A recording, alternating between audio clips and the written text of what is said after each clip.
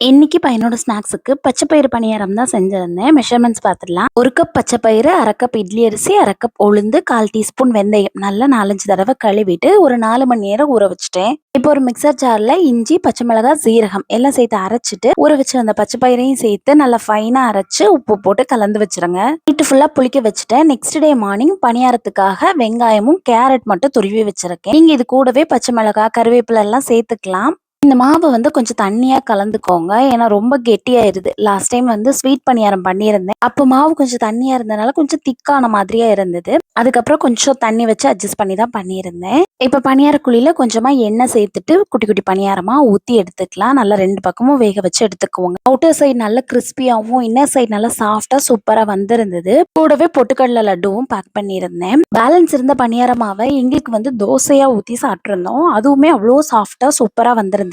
நம்ம நாளைக்கு வேற ஒரு வீடியோல பார்க்கலாம்.